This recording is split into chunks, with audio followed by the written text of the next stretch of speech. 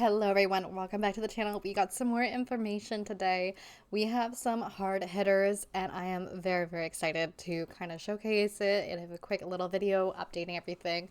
I wanted to do this last night after work, but I was way too tired. Listen, full-time girly here. Let's take a look. This is the Facebook video because it's nice and big.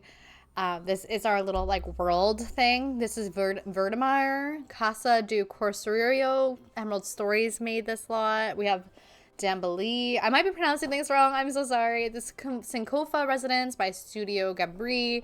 Bellacord area. Bellacord Palace by Eva Rotky. I might be saying names wrong. Again, I apologize. But we had a quick little teaser of this. Very exciting. Definitely very exciting for me. I cannot wait to just jump right into this, of course. But we do have some information on their blog post going into more information on all this and some photos. So we're going to jump over there. We have some hot information today to showcase. But first of all, we have the map to look at. This is the Darion. We have a map here and I'm going to read kind of like the areas and everything and again, pronunciation, not great. So I do apologize to everything here. So we have three areas. Now, I think someone said this is like one of the bigger maps that we've had since Cats and Dogs. I did see something commented like that. So keep that in mind. Yes, we do have three different areas sanctioned that are, you know, obviously a little, you know, different. I get it. Listen, it is still exciting. I think it is one big map, but I think Vibe is trying to put three different areas, kind of like three different kingdoms. It is all together, but obviously I think they want you to use your imagination a little bit is what I'm assuming. So we have Verdmar over here. Fierce and untamed like its people, Verdmar is a place of bold contrast. Rowdy pirates and educated nobles have both called it home throughout history. What may seem like a old clash from the outside is a truth of peaceful marriage of cultures. Indeed, it is almost impossible to find a noble family without pirate ancestors here. To this day, this is a place for the adventurous and the outcasts, where the strong and savvy earn the most respect. I'm assuming this is where Cordelia is located, especially with the whole pirate thing. So we have a bar area. It's 30 by 20. We have a 20 by 20 over here. Looks like to be empty. We have a sim residence over here, a 30 by 30, a empty lot again. I'm confused because we don't see what the lot here is. So what's the 2020? There is no... Oh, the lot is right here. Duh. It's an empty lot. There we go. We have a residence on the 20 by 15 here as well. And I'm assuming this is the palace. We have seen a photo of it in the past. This is and the video. It's a 50 by 50 and that's a palace. So that is to be Cordelia's palace right over there. So let's get into Bellacord. Obviously, with Belladonna being such a staple for my channel, the name Belladonna, I mean, this is very awesome since it's Bellacord. It's very close. Class, opulence, and elegance. In Bellacord, everything is romantic, beautiful, and crazy expensive. So very lush. Luxury, got it. With a long history rooted in chivalry and court drama. Ooh, spicy. There is no better place to savor every aspect of the elite lifestyle. Just don't get too carried away and end up doing something scandalous. Gossip is sharp and travels fast here, and in Bellacord, there is no greater sin than a tainted image. Got it. So, we have a 40 by 30 lot right here. I will say we don't know if there's any lots hidden behind these, but I doubt they would do that. But it looks like there could be an extra lot because we only have 1, 2, 3, 4, 5 technically, and this has 1, 2, 3, 4, 5, 6 here. So I wouldn't be shocked, but probably because this says this right here. So we have an empty 64 by 64 lot. Interesting. Okay. Huh. That's one of the bigger lots and it's empty. We have this little thing here and it says 2 units. So I am taking that as apartments. We first got apartments and apartment living, obviously. But we have had some apartments showcased later in other packs. I believe the Eco Lifestyle had one and I think there might be another one that had it. Not rental lots, apartments. We have a 20 by 15 here with a resident, and keep in mind in the apartment there's also a resident. We have a 50 by 50 with resident, and that would be, you know, our Cap family. Very intriguing. And we have the 40 by 30 lot here. Looks to be like some type of bar or lounge here. Now, we do know somewhere on this lot we're going to have one of those like speakeasy vibes where it's going to be one thing and then come another thing later. So do keep that in mind. We have our last area here. So kind of if you like think about it, this is, you know, your rich, normal, like Northern American kind of royalty vibes over here. Then we have our pirate situation, which is not back to Pirates and Nobles for the medieval, plus the Cordelia vibes. So that's over here. Then we have here, this I guess is your nod to the African culture vibes in this area as well. So Dambalee, I think I'm saying this right. Known for its vibrant streets, communal spaces, and a strong tradition of painting and crafting, Dambalee is a warm and welcoming place. Don't be misled by its no-frills exterior. This is an extremely wealthy neighborhood. They just don't like to flaunt it here. After all, the greatest of Dambalee traditions is for everyone in the community to share with each other. So very humble over here. We have a 20 by 30 lot over here with nobody living on it. We have this new icon, I believe, and I'm assuming since we see a sun and a night, this is going to be our lot. I believe we see this later, but it's going to be our lot that turns into the, you know, one thing by day, one thing by night. We have another 2 units over here, which looks to be another, you know, apartment, and somebody does live in it. We have the 50 by 50 right here. This is also another palace, probably for the family that we've already seen. Durang, I can't remember. I don't have the spelling in front of me, but it was something of the similar sort of pronunciation. And we have a 30 by 20 lot over here. I don't know what that symbol is, but that looks like the day and the night, so I'm not familiar with that. That's on me, though. I'm not super well versed in all the symbols for lots. Now, if you come up to the top over here, obviously a highlight to this map is 3 different types of locations, 3 different legacy of the, you know, royalty lines. We have Undarian, which will have a little info thing, but we also have a royalty marker. So like Evergreen Harbor brings us, well, sorry, Eco Lifestyle technically brings like the whole, you can click on the map and you can find out like what each area has for the eco stuff. I'm assuming that will be royalty. So royalty, I believe, works in, it's a neighborhood. So someone will own a neighborhood, basically. Time for the long kind of like blog post that they posted. I'm going to read it to you guys and kind of go over it as we, you know, talk and stuff. So designing 11 creator lots for Undarian in Royalty Legacy. In the Sims 4 Royalty and Legacy expansion pack, the world of Undarian was brought to life through a collaborative effort rooted in creativity, storytelling, and community. To showcase the unique culture of each dynasty in the Kingdom of Undarian, we partnered with 4 talented creators from the Sims community: Plumbob Kingdom, Eva Rotky, Emerald Stories, and Studio Gabri, inviting each of them to design original lots that help define the kingdoms, dynasties, neighborhoods, and stories. Each creator was given the freedom to interpret Undarian through their own creative lens, building everything from grand palaces and noble estates to a bustling market and lived-in commoner homes. The result is a kingdom made up of distinct regions, layered storyline telling, and spaces designed to spark drama, legacy, and imagination.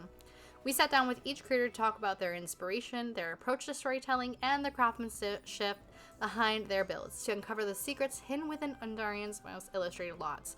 The key word here is there are some secrets intertwined into this right here that we are going to find out, and we're going to be having some things confirmed. Plumbob Kingdom, Roko, better known as Plumbob Kingdom, designed to the Arbitresse estate as well as the Renaissance Road and La Vivance. Pronounced some of that wrong. Apologize. Based in Brazil, Roko has been playing The Sims since the original game, with a background in fashion and love for decoration, architecture, and art. His builds are rich and detailed, layered with inspiration from antique decor and vintage finds, drawing from dark academia, Victorian classic, and rustic influences. Roko's spaces feel dramatic and lived in. And we do see a picture here of one of the builds. It's very pretty. We also have some questions from the Sims team. So the Sims team asked, one of the design challenges for a Renaissance Road was balancing an exterior that fits Bellacourt's luxury with more modest interior. How did you approach that contrast? And Rocco replied, this lot was quite challenging. I'm used to building on larger lots, and having to bring all the ideas together and concentrate them into a smaller space really pushed me out of my comfort zone. On top of that, there was a contrast between the more opulent elements and more humble ones. In the end, we conveyed the idea that more affluent pieces were Juliet's belongings, brought with her when she left her family home to join Romeo and gradually built her dynasty. Did you guys hear that? Juliet left her home residence to join Romeo, and she wants to build her own dynasty with him. So I think we just got the Montys confirmed right then and there.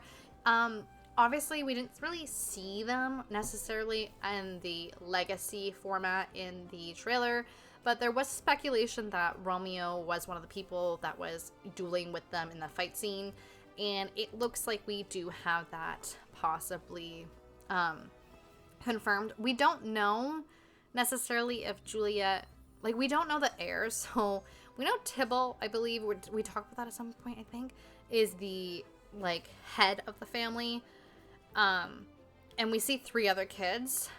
We're not sure if Tybalt has because we see that they moved out. Is Juliet moved out and these 3 kids not, like, do you get what I'm saying? They're not, I forget, like, Juliet's sister's name, but do you get what I'm saying? I think maybe Juliet is moved out into town with, the Monty, Romeo. So maybe those kids that we see in the trailer is not Juliet and them. The Sims team said, or asked, I should say, La Vivance is such a gorgeous social space. How did you ensure social elements were at the center of the design? The first thing that came to mind when I thought about this lot is a classic idea often seen in films, with dance floors surrounded by mezzanines and right in front of it a grand staircase. This was the main scene I imagined everyone wanted to see when bringing their Sims to the ball. Ooh.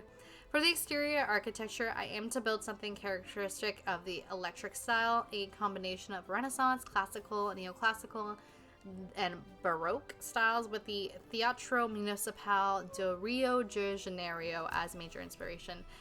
I don't know what that is, but that's very cool. This is kind of, I'm assuming, like, I don't know, like, maybe, like, where all the balls are done. I don't know. We have to see more. I can't wait to see. Maybe this is, like, the area where everyone throws their balls. Maybe everyone has a ball in their own house. I have no idea. The Sims team goes to ask, one standout feature of the Arbitrice estate is the admission room. How do you imagine this space being used in everyday storytelling? We know that the family's matriarch has a great thirst for power and constant concern with elevating her family's prestige in society. I imagine that the throne room as a place where she grants audiences to commoners and takes the opportunity to delve into what is happening around the neighborhood, especially when it comes to her son's marriage, thus exercising her influence, manipulation, and further strengthening her legacy. So I'm assuming we're probably talking about well, actually, I don't think they're saying matriarch. I don't know if that's, like, one of the royal families. So maybe it's not. Maybe it's somebody else. Now we get into Eva Rotky, or Eva, and her kind of, you know, whole interview. Eva is commonly known as Eva Rotky, designed both of the Balacourt Palace and Weimar Palace, bringing 2 very different royal households to life. Originally from Austria and now based in London, Eva is an interior designer whose love of architecture and interiors was shaped in part by her love for The Sims, ultimately inspiring her in her decision to transition into interior design as a career. Since 2020, Eva has been sharing her highly detailed, realistic builds that blend contemporary and vintage elements within a minimalist framework, often inspired by the historic architecture of cities like London, Paris, and New York. We do have this beautiful palace right here, I believe. I think this is the Balacourt Palace. It is gorgeous. It's very reminiscent, I think, of what we would see for the caps. Now, I haven't played The Sims 2 in a long time, but I definitely want to see, like, go in and see, like, the houses and stuff. That would be a very fun video, I think. And I may or may not kind of... Okay, side note. I've been wanting to start the Sims 2 PC, diving into some of the families and, like, remaking some of the households, and I was worried that I might have to do that as one whole series, but I might do that as, like, a pop-up here and there, because there's just so much The Sims 2. And yeah, at least, like, I might not go in my save file yet, but I think I'll at least put it for a video for this, because this would make sense. I mean, at least for them, I think it would be a great place to start. So I'm thinking about doing that, because what's the point of waiting if the hype is here now? So the Sims team asked, what storytelling elements did you include in your builds? Eva said, both places are the homes of very prestigious families who bring a lot more lore into the Sims 4 universe. I definitely wanted to ensure that the different Sims personalities and traits are reflected in their palaces. For example, the Cap household is very materialistic, snobby, and likes to feel exclusive, which the interiors show by the use of heavy gold accents and pompous decadent furnishings, as the head of the family, Tybalt, likes to flaunt his wealth. The households of Verdmar, Palace, Cordelia, and Thiago couldn't be further from the Caps. They are adventurous, avid collectors, and love the sea. The whole color palette of the palace is much darker and moodier, with heavy accents of teal and blues to reflect the household's closeness to the sea. Since Cordelia is a big hoarder of treasures, I've included a secret room at the top of the tower filled with only the most expensive treasures. This is their palace back here. It's interesting. It's smaller than I expected, but it's still very, very pretty. I do like that. The Sims team asked, you built two beautiful places. How do they differ from one another? Eva answered, not only are the two households that live in each palace vastly different characters, but the two neighborhoods they live in are also very distinctive areas, and both factors majorly influenced my design on the palaces. While Bellacourt is very orderly with traditional romantic elements, Verdmar is a lot more untamed and unpredictable, like the sea. Bellacourt Palace, therefore, has a very symmetric shape with orderly landscaping. Every bush and tree has its place, and even the hedges of the maze are trimmed to precision. The neoclassical palace here feels very romantic, with warm pastel colors, grand staircases, gorgeous wisteria, hydrangeas, and luxurious decorative sculptures. Verdmar Palace, on the other hand, is designed with a totally asymmetric shape in mind, and it sits on top of a hill, isolated from the town. I exaggerated the palace's elevation by giving the build a lot of height to make most of the clifftop view. The palace is also adorned with highly ornate decorative elements with color tones of blue and teal, and plenty of weathering details to reflect their proximity to the sea. Verdmar also feels very romantic, but in a more untamed way than Bellacourt, with secluded spots hidden in nature, which adds to the secretive nature of the neighborhood. The Sims team asks, how did you integrate secret passageways into the palaces? Remember, guys, this is like that one thing where you can actually die as well. So, heads up. Eva said, I really wanted a secret passageway to feel exactly that, secretive. That's meant it's not easy to find the spot. Not in obvious places, but in handy locations for Sims who are in the know. Since the passageways look like old grandfather clocks, thanks for telling us, they were easily disguised in grand principal rooms where most Sims would glance to check them at the time. Okay, so keep in mind the grandfather clock is a woohoo location, secret passage, and you can die from traveling in those secret passages. So keep that in mind. Now we move into Emerald Stories. Linda Zerninkia. Sorry, girl. I'm not going to get that last name right. Linda, also known as Emerald Stories, designed the Casa do Coroço and Fisherman's Hut, as well as the Zembria market. And okay, so that's that little thing that I said I don't know what that is. It's probably the market. So I don't know if the market is going to be a lot. We do have one on Eco Lifestyle, but it's a different type of market. So I think this is going to be a whole new type of market space. Which, side note, if we're getting a different type of market lot, I was about to build for my herbs safe out. I was about to build a market, but with the Eco Lifestyle marketplace. So now I'm going to be very intrigued to see if the market itself is a lot type, because maybe I will hold off on making my market until I see that lot type. Anyways, Linda has been playing The Sims for more than 14 years, starting with The Sims Free Play. I used to play that before falling truly in love with The Sims 3. Her creative journey led her from build tours on TikTok to full-speed builds inspired by nostalgia, dreams, and carefully curated Pinterest boards. No matter the style, Linda's goal is always the same: spaces that feel warm, safe, and genuinely lived in. We do see a build down below, so she definitely got some vibes going here. The Sims team asked, the Verdmar neighborhood is definitely fierce. How did you implement the aesthetic while keeping the commoner residents cohesive? Commoners, ooh, that word though. Linda said there are 6 completely different versions of Casa do Coroço, all wildly different and complicated, but I stuck to my final decision because I chose subtle chaos rather than the outright havoc I had before. There are a few brown terrain paint marks on the ground, fading out the stone. All the walls are weathered, and the charm comes from the interior, a moody, regal feel with a purposeful, muted grandeur from both the Verdmar and Gabri neighborhoods. It's very pretty over here. We see some Sims there. Intrigued to know who they are. The Sims team asks, how did you ensure the design captures the essence of Fishing Hut while still providing a cozy, livable environment? Linda said, colors and textures are everything. I wanted something that had to have the air of the boathouse while not standing out too much, similar to the commoner house. This had to look covert, unassuming, and simple. I went with natural tones of the sea, light brown, the sand, blue, the ocean and sky, and white, the clouds. I didn't veer too much off the simplistic woods and stone, but I did purposely steer away from metals and the other harsh materials. Finally, the space had to be open, breathable, and fluid, with all traditional lack of windows in the boathouse. I needed the build to feel less like a confined space, but a well-thought-out conversion. This meant open access to the bedroom, like in the loft, entrances from the front side or back, and being able to see into the kitchen from the living room. Okay, I'm interested to see this fishing hut, because is it someone's house then? Probably, right? The Sims team asks, the market can definitely be a top centerpiece space for the community. What strategies did you use to create a cohesive and inviting atmosphere that encourages community interaction throughout the market? Again, very intrigued by this market area. Is it connected to the eco lifestyle? Probably not. So it might be a new lot type. Linda said, I did not want there to be an isolated area. No full walls, no closed sofas, and barely any doors. I wanted Sims to walk past and see the community occurring, to hear the conversations, and using imagination to smell the food. And without barriers, this was possible. There is a fundamental connection West African homes have with the earth, and I wanted this to also be apparent in the build. The roofs cover what needed to be covered, and I do not deny any of my Sims any of the sun. And the walls are full of greenery, letting life exist within the material itself. I had a lot of fun imagining my Sims simply walking through to get the destination quicker and being immersed for a second, then moving on. Monetary, shelter, shade, or reprieve. Either way, it isn't obstructive. It purposefully connects Sims to the sim, sim to the earth, and destination to destination.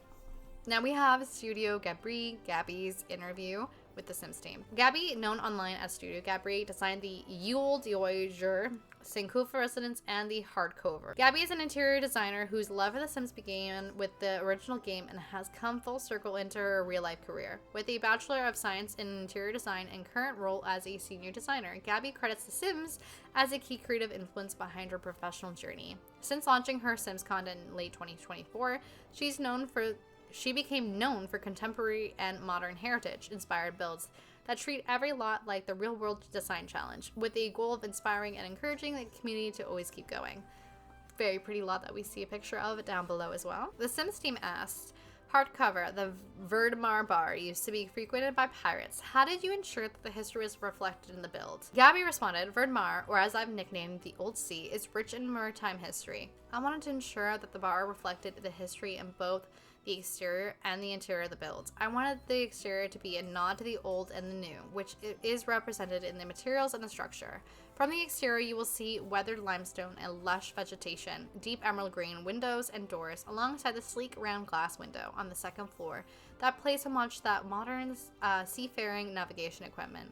On the interiors, as it was once frequented by pirates, I wanted it to feel like an opulent extension of a pirate ship through the rich wood-paneled walls, flooring, and ceiling. A mix of furnishing and decor, touches of the deep emerald green, shell motifs, and nautical items, scroll, treasure chests, etc. Throughout both floors, the interior added to the maritime charm. I'm very intrigued to be able to see what that is going to look like. The Sims team asks, the Sankofa residence in Dambly is very luxurious. What elements of luxury do you implement in this build? Gabri responded, Dambly, known for the sense of community, is very luxurious in culture and environment elements. To capture the luxury and beauty of the environment and implement it into the noble residence, I initially started with the fountains in the front of the home as a focal point and worked on the shell of the build around that. Paired with a neutral limestone, geometric tiles, and columns, I wanted the structure to have a modern, visually interesting shape that had varying heights, half walls, and Dambly-style doors and windows. Think modern opulence with West African influence. The exterior stairs seen from the second floor were also design decisions that I worked through towards the end of the added texture and characters of the build. I am very excited to see this world because having builders build everything just means it's going to be really solid, and that's very exciting. And the last part, the Sims team asked, hardcover is a library by day and a nightclub by night. How did you create the two very opposing ideas in one space? Gabby said, the back room is such a cool concept because a library by day and a nightclub by night are two very different social environments. I wanted to ensure that the exterior and the interior made sense together. Truthfully, I came up with several different ideas for this build because my mind went in several different directions of where I could take it, but I'm very happy with where I landed in the end. Structurally, I wanted the shape to also be characteristic of the modern architecture throughout Dambelie, but also feel historic as it has been there for a very long time. And then they kind of just put like a thank you to these creators for helping bring the kingdom and collaborating and all that kind of stuff. So that is the end of the, little blog post that they put. I will definitely be linking the blog post in the chat down below as well for you guys, or should I say the description. I am so excited to see more. Today is the 20th, so I think the 22nd is when something, on Thursday. There's going to be like a gameplay trailer, so we'll definitely have to dive into that. And I'm very, very, very excited. I cannot flippin' wait, guys. It's going to be so exciting. Let me know what you guys think of this, expansion pack news and everything coming out. I know it's rumored to be one of the last expansion packs, and we don't know what obviously the future holds for The Sims. But I am a fantasy girly at the end of the day, and it is my money, it is my choice, and I'm gonna keep playing what makes me happy and what literally helps me mentally at the end of the day. And that's just my choice. I am a variety content creator, so I'm not gonna stop playing The Sims right now if it still brings me joy, especially when straight up I work a really stressful job, I have a really stressful life. This is my escape, and I'm gonna keep playing my escape. This is a very, very exciting pack for me. I am a Bridgerton fan. I'm a fantasy book lover. This is a pack I've been kind of dreaming of. If you guys didn't know, I was on Sassy J's podcast at the start of January, and I said this is exactly the pack I wanted. So I am very fulfilled at this current state, but I don't know what's coming in it. I'd like to see more before I drop my dime. Now, I will see you guys in the next one. Let me know your comments on, the world and everything. I think it's pretty decent. I'm intrigued about the apartments. I cannot believe the Montys are for sure confirmed to come back. I'm very, very excited about that. Anyways, guys, I'll see you in the next one. Have a good day. Bye.